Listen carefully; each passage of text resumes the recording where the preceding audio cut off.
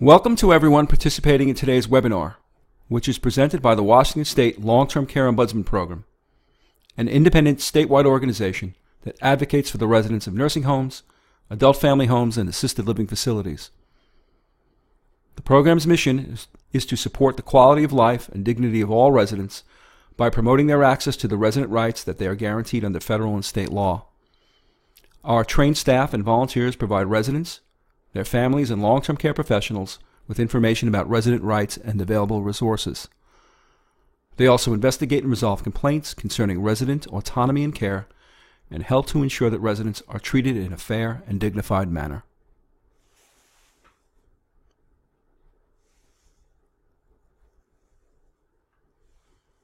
This presentation is one of a series that looks at surrogate or substitute decision makers.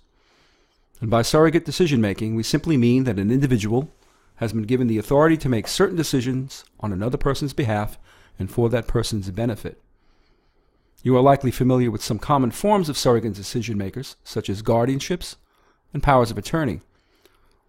Although these types of substitute decision makers are common, the extent and limitations of their authority is not always clear or completely understood by persons working in long-term care facilities.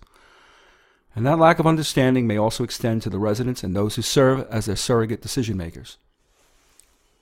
The failure to fully understand the limits of a surrogate decision maker's authority can lead to situations that both unnecessarily complicate a facility's ability to care for a resident and negatively impact the resident's autonomy and quality of life. This presentation is focused on powers of attorney and is intended to provide you with information to support your ability to work effectively with residents and their appointed representatives.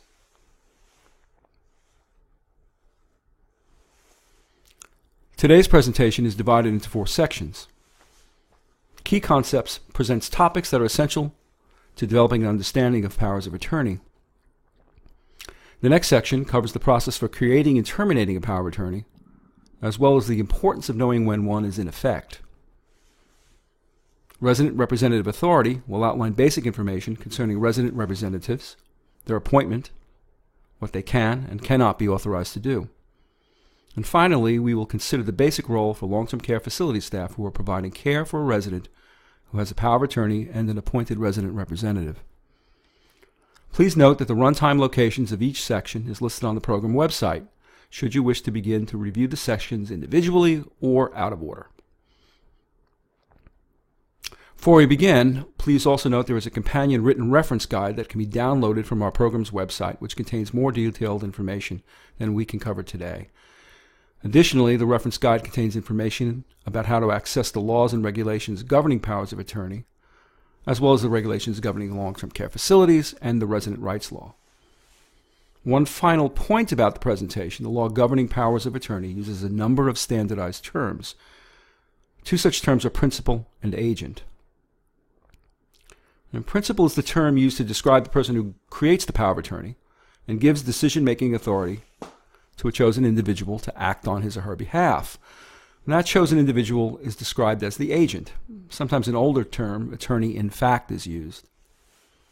And as this presentation is intended for long-term care facility staff, for practical purposes, the principal is always a resident in a long-term care facility, and so during the presentation I will always refer to the principal as the resident.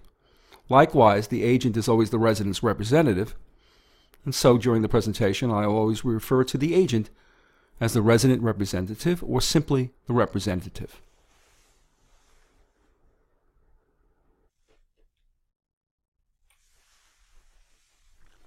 In this section, we will look at topics that are essential to an understanding of powers of attorney to support your ability to provide care for any resident who may have or be in need of one.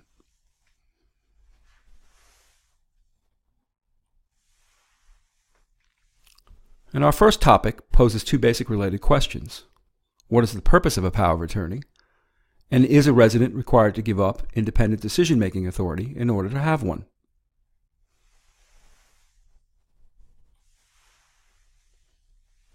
In answer to the first question, a power of attorney is intended to be a convenient way for a resident to give a chosen, trusted person the authority to make decisions that a resident has independent authority to make, while a resident still has decision-making capacity, and to plan for a time when a resident may not have that capacity.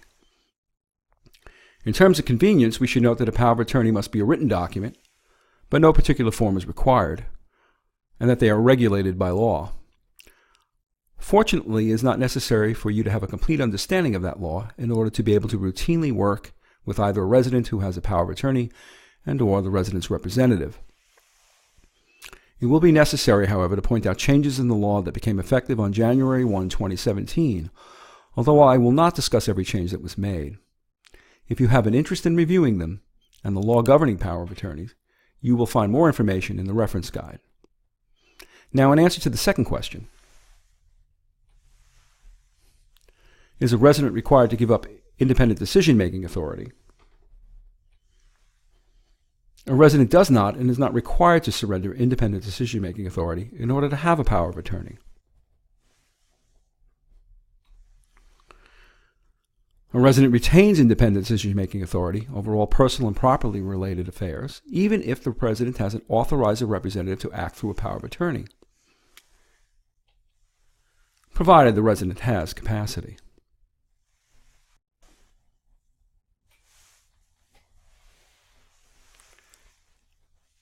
You may have noted several times that I refer to a resident's capacity. So let's take this opportunity to consider the concept of resident's capacity and how that relates to a power of attorney. Well, what is capacity? On the most basic level, when we talk about a person's capacity, we are referring to that person's ability to think clearly, recall facts and events accurately, to communicate thoughts, plan and execute actions, and then to understand the potential outcomes of those actions. Additionally, a person's capacity is ordinarily assessed on a decision-specific basis rather than on a global one. The law takes into consideration various types of capacity, such as the ability to execute a will, that's testamentary capacity, contractual capacity to enter into a contract or conduct a transaction, or to provide consent for health care, that's informed consent.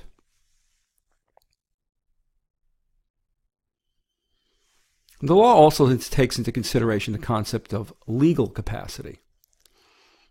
And it's important to understand that that concept is a purely legal one, and that a medical opinion is relevant, but may not be the deciding factor that leads to a determination that a resident either has or lacks legal capacity to make decisions affecting the resident's personal and/or property interests.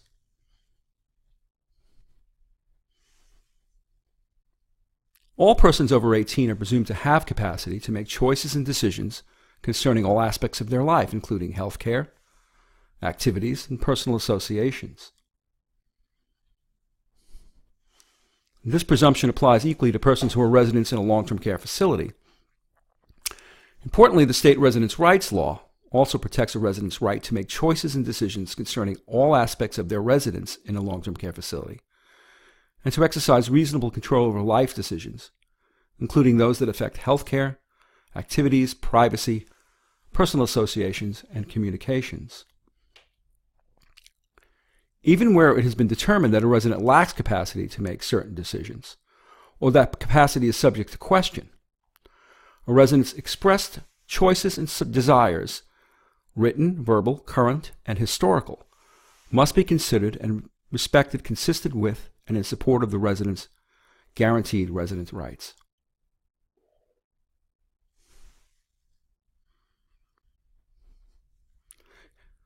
Capacity is critical for a power of attorney because a resident must have had capacity in order to validly execute, that is, sign, or terminate, that is, end a power of attorney. Additionally, a validly executed power of attorney and the representative authority it provides will become invalid at the point the resident is determined to lack capacity, unless that resident has planned ahead and ensured that the power of attorney contains language that enables it to survive that determination. And this is what is referred to as a durable power of attorney. More on that in Section 2 of the presentation. You may well ask, is there a definition of capacity? Well, the law contains a number of definitions that are used to describe capacity for specific purposes, including the provision of informed consent for health care and assessing the need for the appointment of a guardian. As of January 1, 2017, and thereafter, the law governing powers of attorney defined incapacity in part as an inability to manage property, business, personal, or healthcare affairs because of an impairment in the ability to receive and evaluate information or make or communicate decisions, even with the use of technological assistance. Now, some points to consider when applying this or any other definition concerning capacity to a particular resident or situation. First, it should only be done with the consideration of the existing factors that might influence or affect a person's capacity. We'll take a look at those factors presently. And second, this is a new definition, and how it will be interpreted and applied is yet to be formally determined. Long-term care facility administrators may choose to exercise their discretion to seek legal advice concerning the meaning and application of any particular definition or the concept of capacity in general to any particular resident or situation. And so how is capacity determined? Well, there is no single test to determine capacity. Concerned professionals ordinarily conduct and rely on a number of different assessments and examinations in order to reach an opinion regarding a person's capacity. A power of attorney may contain instructions about how the lack of capacity can be determined. For example, it may state that one or more physicians who know the resident may make that determination. In a situation where a resident has a court-appointed guardian, a court has formally determined that the resident lacks legal capacity to make some or all decisions regarding personal or property interests. However, except where the court has appointed a guardian, it's far more likely that a resident's capacity has not been formally determined. And that person's capacity can vary over time, subject matter, and be influenced by various factors. A person's capacity can be influenced and affected by a number of factors, including life experience and education, medications, chemical dependence, time of day, events that produce anxiety, depression, or grief, mental illness, vision loss, hearing loss, strokes, dementia. The existence of any of these factors must be taken into consideration when attempting to assess capacity, as they can individually or in combination provide an incomplete and inaccurate picture of any person's cognitive abilities. So how should a resident's decision-making capacity be determined? Well, in the absence of a formal determination, and where a resident's decision-making ability is subject to question, that ability should be considered at the time the resident is required to make a particular decision or take a particular action. And it should take into consideration any factors that can influence or determine or affect the resident's capacity at that time. This flexible approach will both appropriately take into account and the fact that the resident's ability to understand and make decisions can vary over time and according to subject matter, and ensure that the resident's desires and preferences are considered and respected, consistent with the rights guaranteed the resident by law.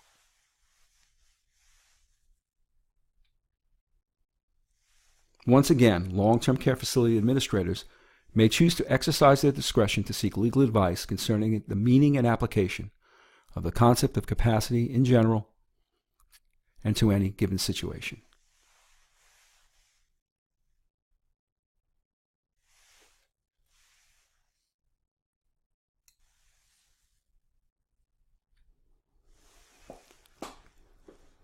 Section 2 opens with some foreboding language, but not to fear. Execution is legalese for how a resident signs a power of attorney to create it. Termination is legalese for how a power of attorney and resident representative authority ends. And duration, not legalese, simply describes the current status of a power of attorney and the resident representative's authority. And so in this section we will look at how a power of attorney is created and ended and learn the importance of knowing when a power of attorney takes effect.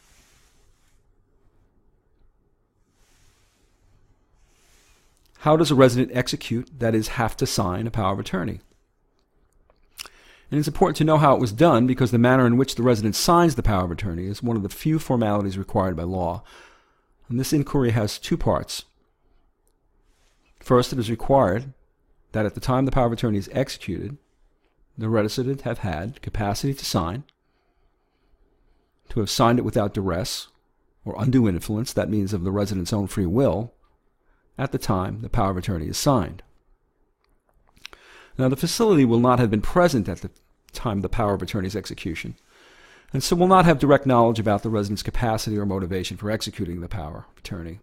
So let's move to the second part, which the facility can determine the manner of signing or the ceremony that was employed.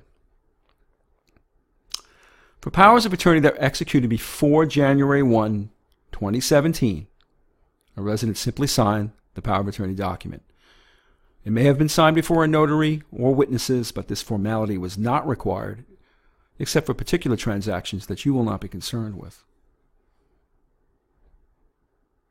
As of January 1, 2017, and thereafter, the resident must sign the power of attorney in the presence of a notary.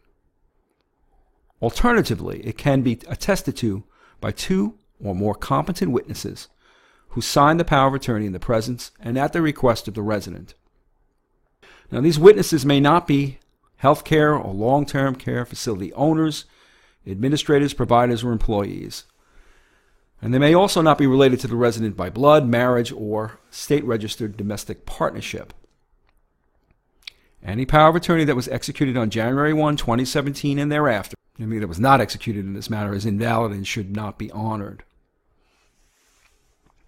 And please remember that this change in law does not apply to any power of attorney signed before January 1, 2017. And it did not become invalid because it may not have been signed in front of the notary or 2 witnesses. It is perfectly acceptable for your purposes, and should be honored. Long-term care facility administrators may choose to exercise their discretion to seek legal advice should they have questions about the validity of any particular power of attorney.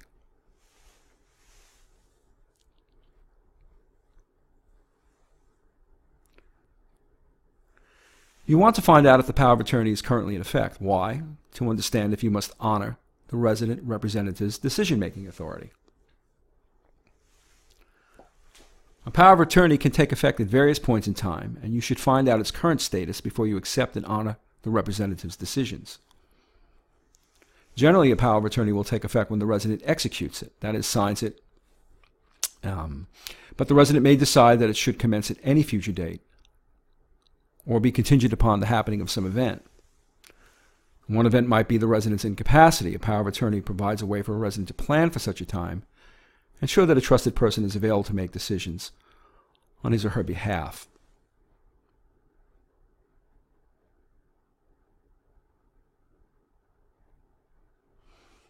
If the power of attorney or the resident representative's authority is not currently in effect, then the representative has no decision-making authority. The only way to find out this information is to read the power of attorney carefully.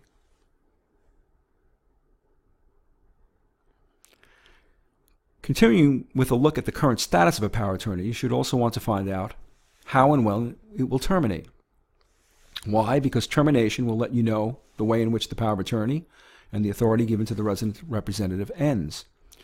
And there are several ways in which a power of attorney and representative authority will end.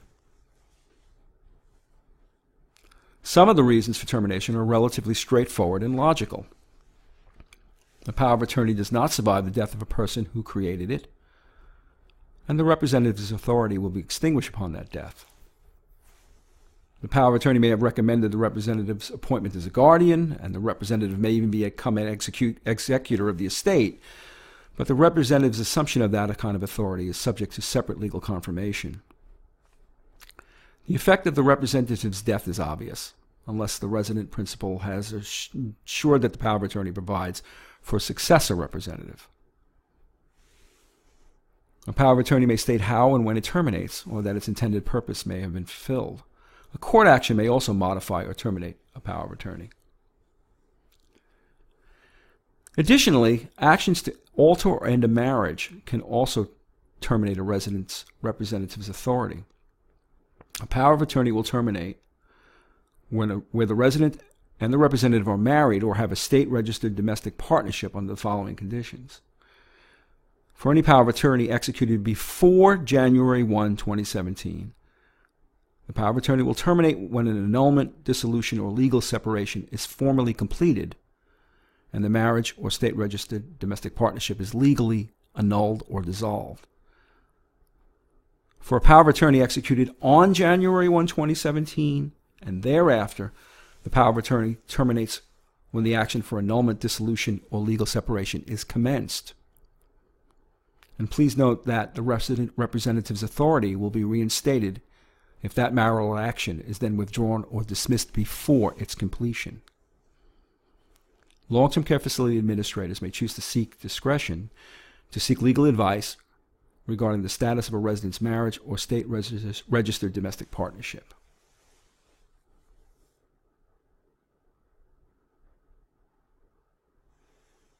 Another form of termination is through a resident's revocation of a representative's decision-making authority. A resident who has capacity can revoke the appointment of a representative or deny a representative the ability to make any particular decision or take any action at any time by simply advising the representative verbally or in writing, say by executing a new power of attorney. But importantly, if that revocation is not communicated to someone who is relying on the representative's authority, such as facility staff, then that person may rely on the representative's authority just as if it had not been revoked. And please note this change in law as of January 1, 2017. The execution of a new power of attorney does not revoke any prior power of attorney unless that revocation is clearly stated in the new power of attorney. For practical purposes, that situation might be the same for powers of attorney executed before January 1, 2017 as well.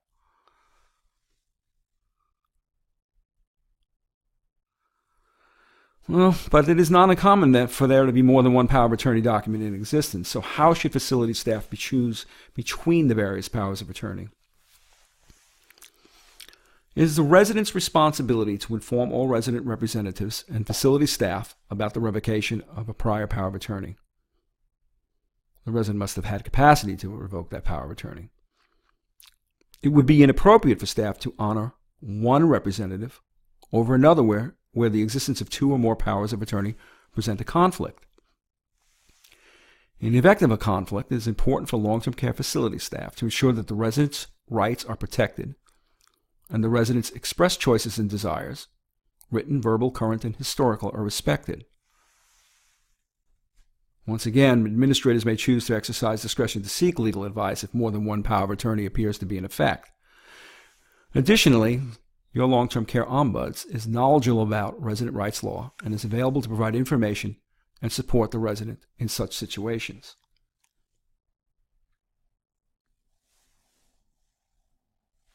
One of the more important uses for a power of attorney is for the resident to ensure that there is a representative available to handle affairs should the resident develop a disability or the inability to make appropriate decisions concerning some aspect of personal life, healthcare, or financial status.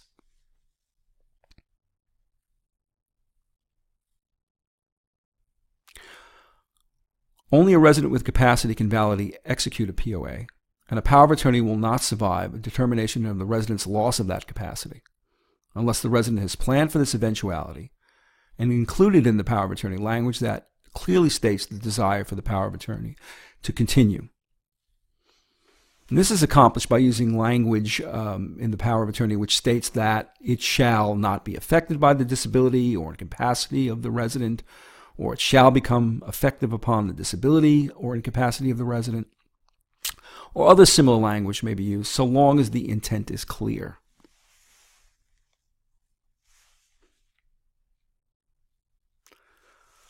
A power of attorney that contains such direction by the resident is described as a durable power of attorney, and it continues the resident's permission for his representative to act under the power of attorney regardless of a determination that the resident no longer has decision-making capacity.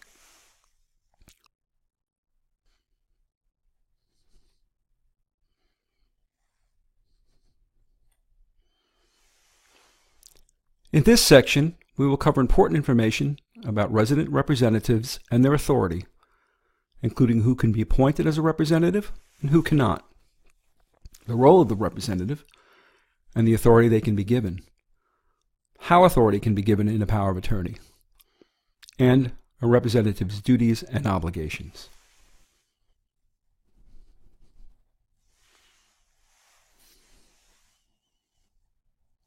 Who can the resident appoint as a representative? A resident can choose any trusted individual to serve. who may not be appointed. The following persons may not be appointed as a resident representative unless they are also the resident's spouse, state-registered domestic partner, parent, adult child, brother, or sister. Any of the resident's physicians or the physician's employees, or the owners, administrators, or employees of a healthcare facility where the resident resides or receives care.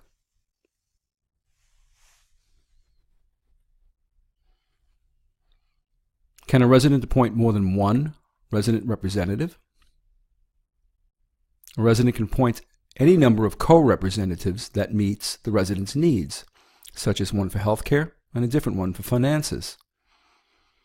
A resident can require that they share responsibilities equally or not, and the only limitation is the resident's needs and desires. The resident can also appoint one or more successor representatives who can assume responsibility if a primary representative is unavailable, unable, or unwilling to act on the resident's behalf. It is important to read and review a power of attorney to identify any and all co- or successor representatives and the authority that they were each given by the resident.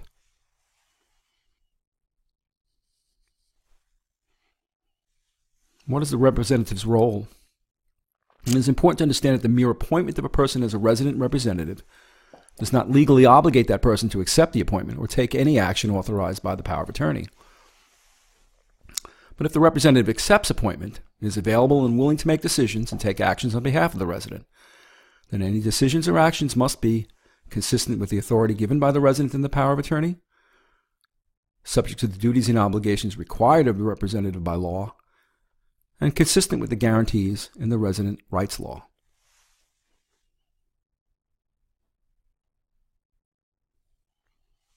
What if there is a conflict between representatives who share decision-making authority? Where a power of attorney appoints co-representatives and provides equal authority to each, it is important that the representatives collaborate and reach agreement before making any decisions. In the case of a conflict, facility staff may not simply choose to favor one or accept the authority of one representative over another. A representative with capacity has the right to choose among the representatives or make the decision independently. Regardless, it is important that long-term care facility staff act to ensure that the residents' rights are protected and that the residents' expressed choices and desires, written, verbal, current, and historical, are respected. Once again, administrators may choose to exercise discretion to seek legal advice in situations where there is a conflict that cannot be resolved by the resident. Additionally, your long-term care ombuds is knowledgeable about residents' rights law and is available to provide information and support the resident in such situations.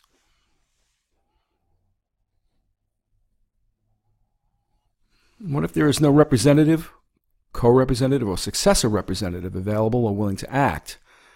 And this can present a potentially complex problem, but only if the resident is unable to make the required decision or take the required action. Because regardless of the power of attorney, the resident retains independent right to make those decisions and take those actions concerning their health care, lifestyle, preferences, and choices. Where the resident lacks capacity, there is at least a potential solution available for the limited and specific purpose of obtaining informed consent for health care. Washington state law affords the possibility of relying on a specified group of individuals that could provide the necessary informed consent. The discussion of the available process is beyond the scope of this presentation, however. Additional information about it can be found in the reference guide.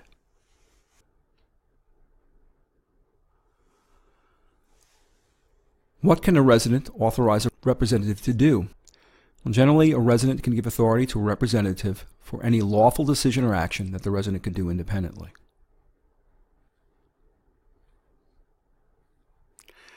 The resident representative may not, without the resident's consent, commit the resident for mental health treatment, therapy, or other procedure that induces convulsions, surgery solely for the purpose of psychosurgery, and that is lobotomy, other psychiatric or mental health procedures that restrict the resident's freedom of movement, or placement in a residential treatment facility that provides nursing or other care. And yes, this does mean in a long-term care facility. And what exactly has to be written in the power of attorney? Well, the power of attorney must contain the actual authority the resident intends the representative to have. Importantly, the law requires that certain types of decisions be explicitly authorized. And included in those types of decisions are the ability to delegate authority given by the power of attorney or to give informed consent for healthcare-related decisions. The complete list of the types of decisions that must be written can be found in your reference guide. It is important to read and review a power of attorney to determine the extent of a representative's authority to make decisions on behalf of the resident. And for example, the facility should at least determine that at a minimum, the power of attorney authorizes the representative to provide informed consent for healthcare decision and access and release resident healthcare information.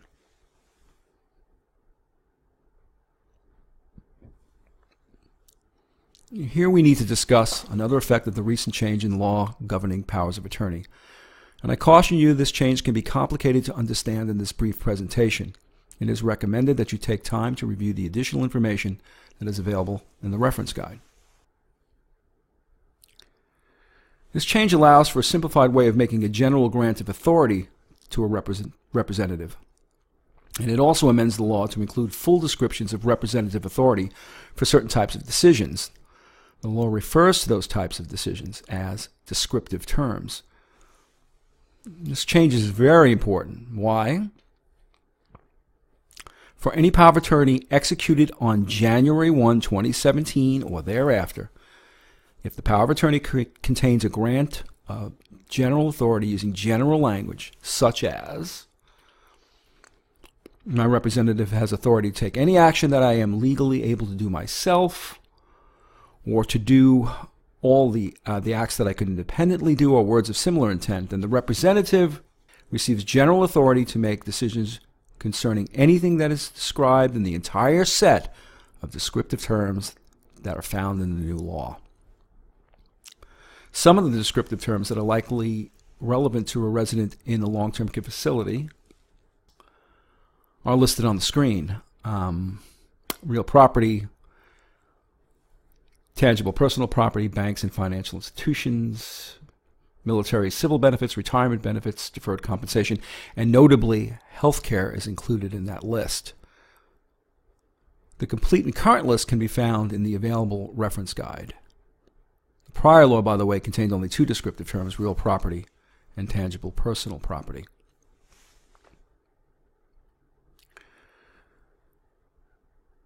And if the power of attorney gives the representative authority with respect to a single descriptive term, then the representative receives authority to act with respect to any matter that is covered by that specific descriptive term. In either case, no further language is necessary. The power of attorney can have qualifying language that adds or subtracts from the authority that is given in any descriptive term. If you are presented with a power of attorney executed on or after January 1, 2017 that has a general grant of authority or has references to descriptive terms, it will be necessary to read and review the descriptions of authority that is found in the law in order to fully understand the authority that the resident's representative has been given. Why the change in law? Perhaps to make drafting a power of attorney easier, but it can make your task of understanding what it authorizes more difficult. Again, a link to the new law can be found in the appendix to the available reference guide. What duties and obligations does a resident representative have? The representative owes a significant number of duties and obligations to the resident. They include and not limited to the following: to act in good faith, loyally, and for the resident's benefit, consistent with the authority granted by the power of attorney; to exercise care, competence, and diligence when engaging another person on behalf of the resident; to never delegate authority to another person unless it is specifically authorized by the power of attorney; and then to exercise care, competence, and diligence when selecting and monitoring that person; a fiduciary relationship concerning the resident's finances and property; to act in accordance with the resident's reasonable expectations if they're known, and when they're unknown, to act in the resident's best interest. Can a resident representative override a resident's decision? Generally, the answer is no. A resident does not surrender independent decision-making authority simply by executing a power of attorney. Additionally, a resident with capacity can revoke a representative's authority to make a particular decision at any time. And even where a resident lacks capacity to make a decision, the representative is obligated to act in accordance with the resident's reasonable expectations if they're known. And if those expectations are unknown, then the representative must act in the resident's best interest.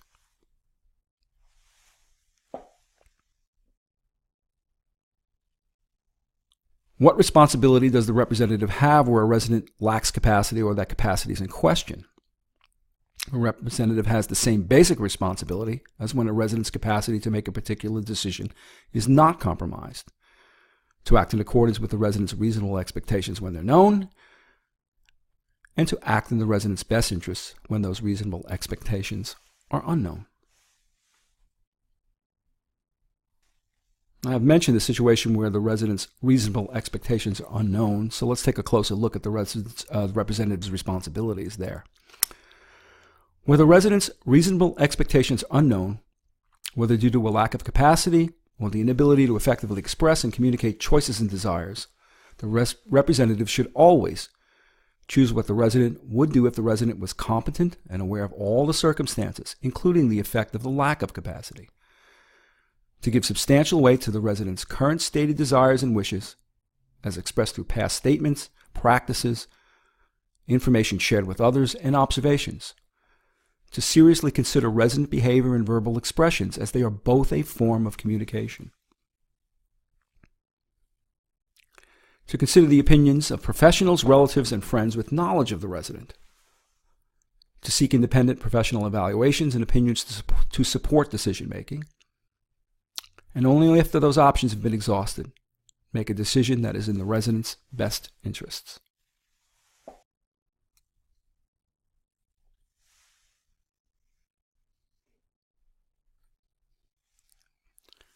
In our final section, we will take a look at a brief overview of the basic role of long-term care facility staff who are caring for a resident who has a power of attorney and a resident representative.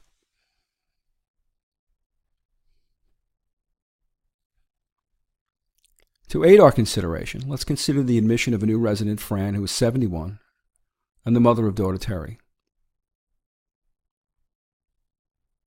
Terry advises that her mother has lived with her for the past several years, and during that time she has cared for her and handled her finances. Terry also advises that her mother has a power of attorney that appoints her as her mother's resident representative. That was the first step. While all long-term care facilities must determine and document in the resident's record the resident's cognitive capacity, whether the resident has a guardian, a power of attorney, or any other type of advanced directives, and who has the authority to make healthcare decisions. So the first step would be to request a copy of the power of attorney. And a photocopy or electronically transmitted copy would have the same effect as the original document for your records. And what if the resident does not have a power of attorney? A facility's responsibility is to obtain a copy of an existing power of attorney. It is not the facility's obligation to require that the resident execute one if there is not one already in existence. And while it is prudent for the resident to have a current power of attorney, the facility should encourage the resident to have one, of course. And it is solely the resident's choice to have one or not to have one.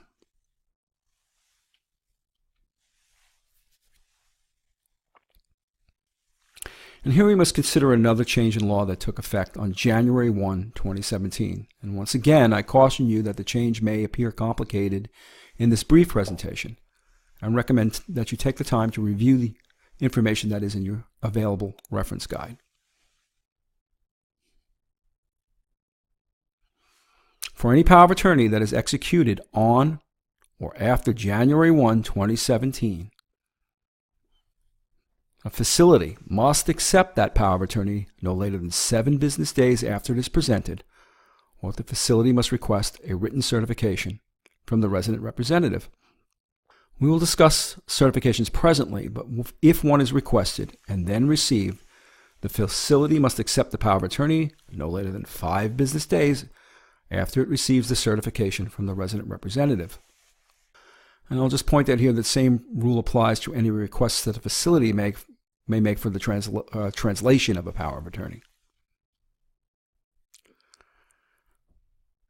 These rules do not apply to any power of attorney that was executed before January 1, 2017. Although the law before that date allowed for written certifications by the resident representative, they were not subject to any mandatory timelines.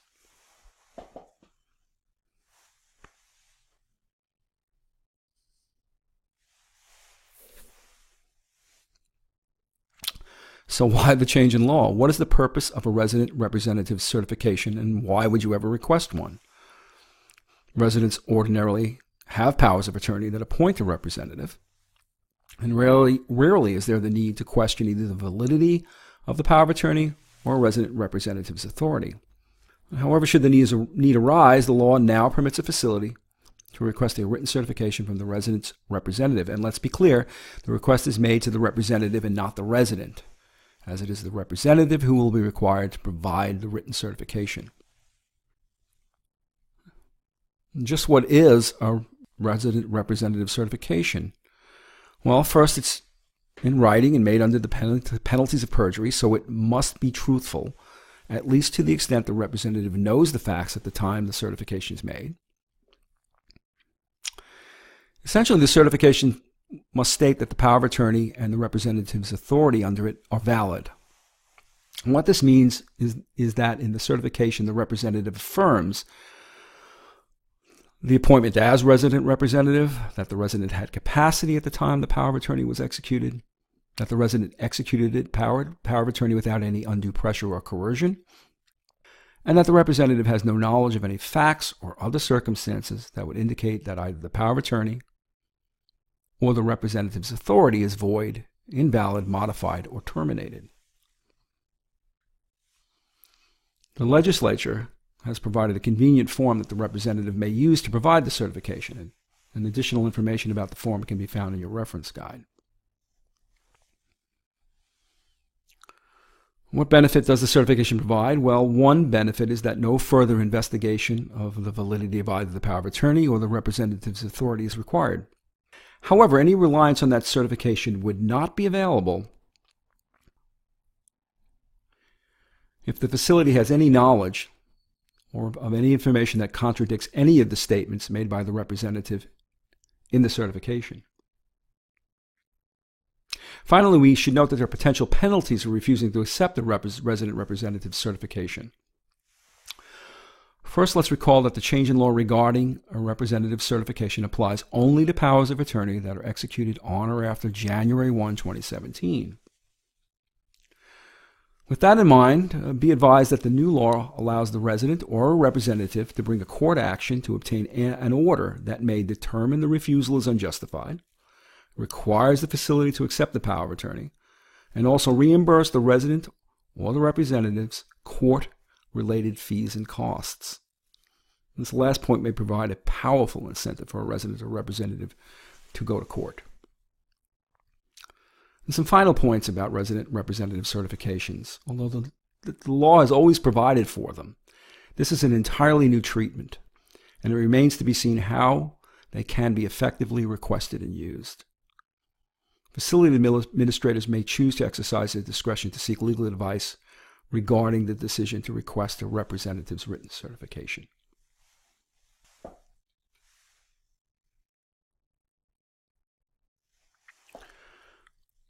Once a power of attorney has been presented and accepted by the facility, time should be taken to read and review the power of attorney to find out some very basic but also quite important information.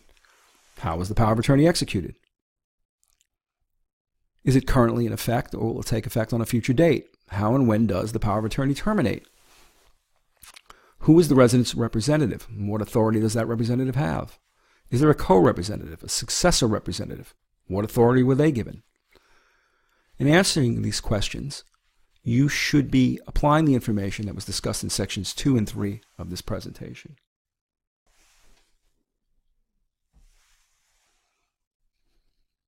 Now let's take a look at the importance of knowing when you may rely on a resident representative's decision-making authority.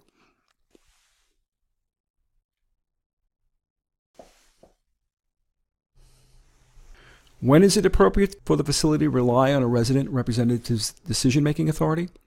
Obviously, it would be appropriate when the resident with capacity confirms the authority of the representative. It would also be appropriate when the facility has no actual knowledge that the power of attorney was not properly executed by the resident, or the power of attorney of the representative's authority is void, invalid, revoked, or terminated, or the resident representative is exceeding the scope of authority provided by the power of attorney.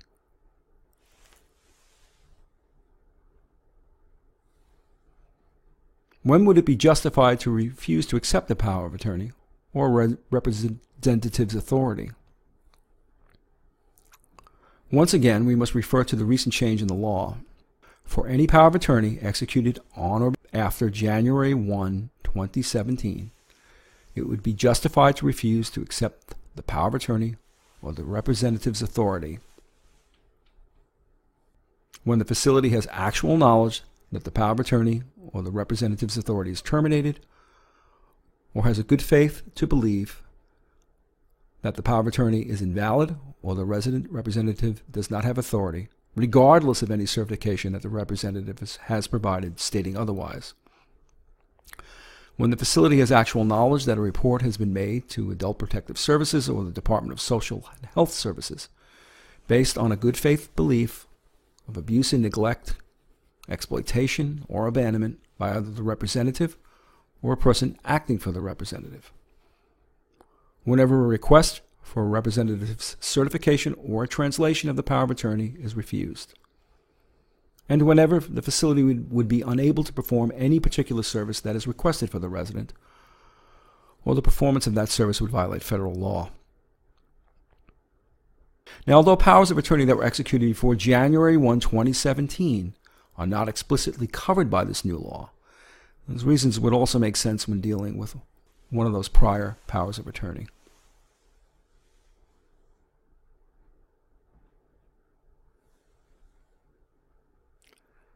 Regardless, please take care to note that a facility would not be justified in refusing to accept the power of attorney or a representative's decision solely because the facility disagrees with the decision made by either the resident or the representative. Of course, facility administrators may choose to exercise discretion to seek legal advice in situations where either the validity of a power of attorney or the representative's authority may be in question.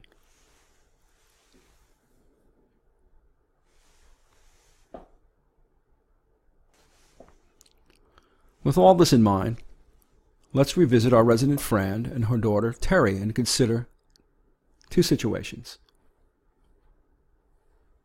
In the first one, there's been a change in her mother's condition. She has been falling and seems confused about how to prevent them.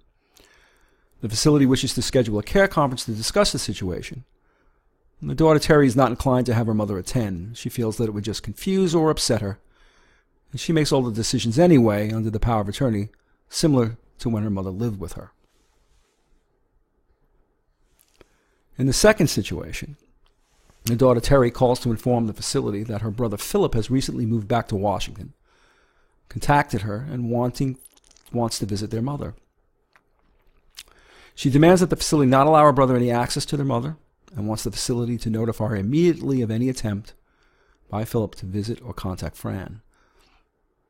How should the facility handle the daughter's requests and directives? We have previously reviewed the resident's representative's responsibility as to when it is appropriate and not appropriate to rely on their authority. Let's consider some of the facility's responsibilities in these two situations.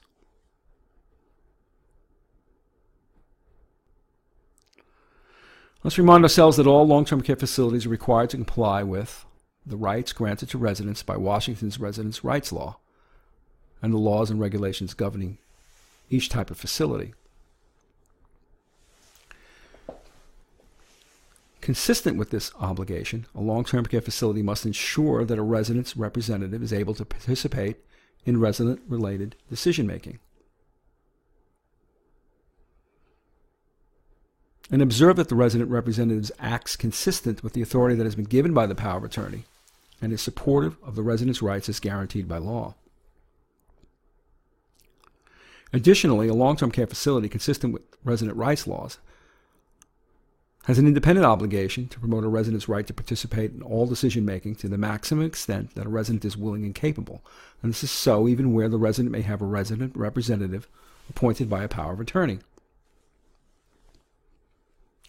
Let's also recall that a power of attorney does not require a resident to surrender independent decision-making authority, and that the representative has the obligation, regardless of the resident's capacity, and consistent with the resident rights law, to act to support the resident's reasonable expectations if they're known, and where they're unknown or cannot be determined, to act in the resident's best interests.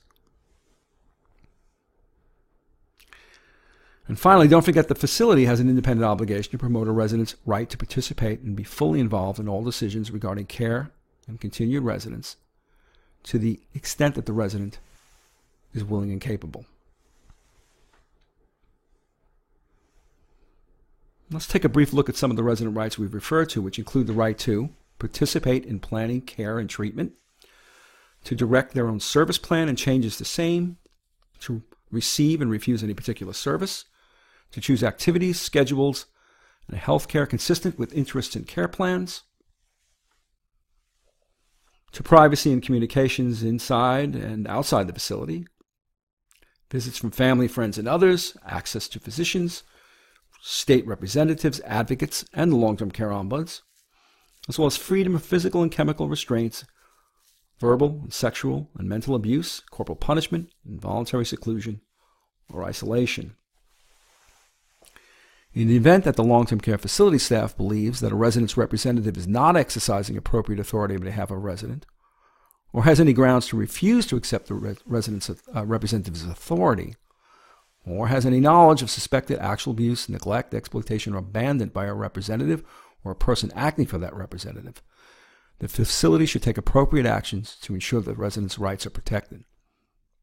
Administrators may exercise their discretion to seek legal advice regarding the residents' rights and the facility's duties and obligations to promote and ensure compliance with them. The local long-term care ombuds is also knowledgeable about resident rights law and is available to provide information and support for a resident.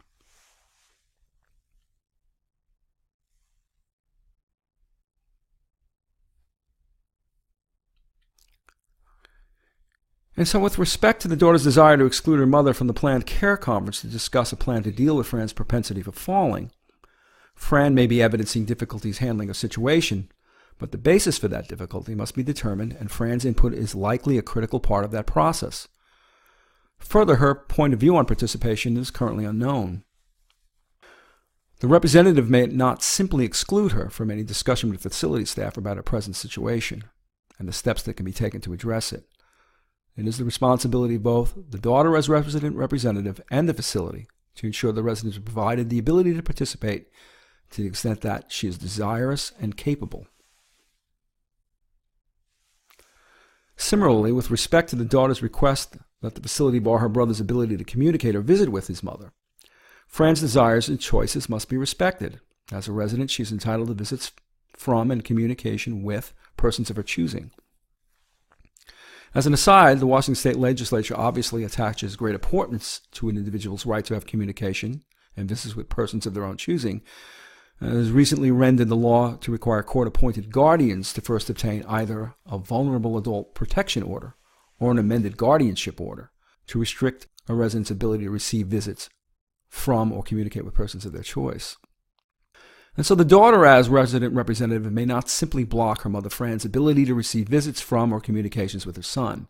She must be provided the ability to visit and communicate with Philip to the extent she is desirous and capable. If there is an issue of actual or suspected abuse, exploitation, the appropriate authority should be contacted. And remember, long-term care facility staff members have an independent obligation as a mandatory reporter.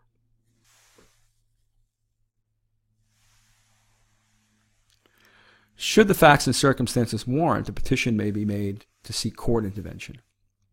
A petition to the court may be filed by a resident representative, or a person asked to serve as a representative, a spouse, state registered domestic partner, guardian, or other interested person. And here is where a facility can act. However, the court must be satisfied that the interested person is interested in the resident's welfare, has a good faith belief that the court intervention is necessary, and that the resident is incapacitated and unable to protect her interests at the time of filing. What remedies can the court provide? The court has broad powers to intervene and provide effective remedies, which may include the following. It can determine the status of a power of attorney or modify it, ratify past or pending resident representative acts, or order the representative to not take action. It can remove the representative for the violation of fiduciary duties or in the best interests of that resident. It can compel the representative to report or submit accounts. It can confirm the authority of a successor representative. It can compel the facility's acceptance of a power of attorney and to honor the representative's authority. Additionally, the court may award attorney's fees to the prevailing party, that is, the party that succeeds at court, if the validity of a power of attorney is confirmed or the acceptance of a POA is mandated, and in its discretion in all of the circumstances. Once again, facility administrators may choose to seek to exercise their discretion to seek legal advice regarding the need to obtain formal court oversight. And finally, long-term care facility staff are reminded that they are mandated reporters and must report to the appropriate authorities any instances of actual or suspected abuse, neglect, exploitation, or abandonment by a resident representative or a person acting for that representative.